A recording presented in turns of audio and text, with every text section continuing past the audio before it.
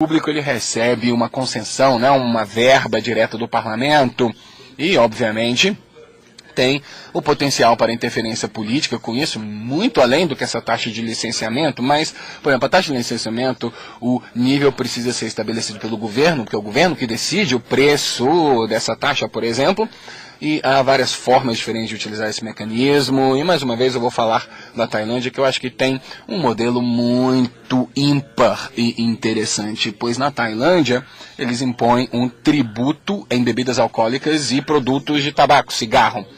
E esses tributos são direcionados para o radiodifusor público. Então isso é enviado num certo nível. Então se as receitas passam um nível X, né, o radiodifusor público não recebe isso, mas né, tem um limite máximo, mas é o mecanismo principal. E eu me lembro que quando isso estava sendo discutido alguns anos atrás, numa conferência, muitos europeus estavam lá apresentando modelos europeus para a radiodifusão pública e, bom, os europeus não gostaram muito desse mecanismo, falando, não é muito legal, né? Porque a radiodifusão pública é para ser um bem público e você vai usar com tributo, na verdade, né, de um mal social, mas, bom, isso é um problema na Tailândia, por exemplo, você não pode, né, obviamente, eles podem também ter propagandas e, obviamente, você não vai poder fazer propaganda de bebidas alcoólicas ou de cigarro, porque né, é o que financia a empresa deles. E, bom, eu pensei que os europeus estavam sendo um pouco atrasados na época, e hoje eu tenho certeza disso, porque eu vejo isso funcionar muito bem na Tailândia, e não é bem aquela coisa, né, que na Tailândia... Bom, o radiodifusor público na Tailândia não está indo muito bem, né, porque as pessoas estão bebendo e fumando muito lá, então eles estão com cada vez mais verba, né, mas enfim... Ele tá vendo, né? Tem um atraso, né, na piada que ele fez devido à tradução simultânea, claro, né? Isso foi uma piada. Eu não sei o que ocorreria no Brasil se a imagem do Brasil é correta. Eu acho que o radiodifusor aqui público, se tivesse esses tributos, né, em bebidas alcoólicas ou cigarro, né, na caipirinha, então, nossa, ia ser realmente... Todo mundo ia beber caipirinha todo dia, né?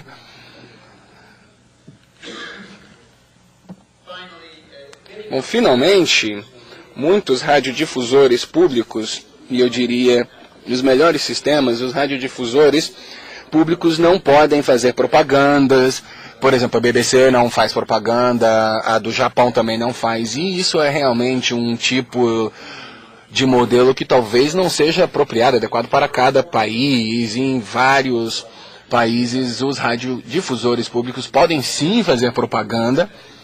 E isso é importante, se isso for o caso, para você limitar o total da propaganda. Se esses radiodifusores estão sendo financiados pela propaganda, não vai ficar muito diferente dos radiodifusores comerciais, o que é contrário à ideia dessa radiodifusão pública. E, por exemplo, você pode estabelecer uma porcentagem das receitas que você pode conseguir com a propaganda, é algo que é limitado a um limite máximo, e o resto tem que vir de fontes públicas, etc. Mas há também a possibilidade que quando a gente entra, né, nessa possibilidade da propaganda, isso pode aumentar durante o tempo, porque nós temos fontes de financiamento diferentes, então é difícil fazer com que ele não aumente, mas a França está indo numa direção contrária. É o único país que eu conheço. Eles estão, na verdade, reduzindo o volume de propaganda que o radiodifusor público tem a permissão de transmitir. Eu gostaria, então, de concluir com isso. Eu peço desculpas porque eu vim da Indonésia, eu estou sofrendo um jet lag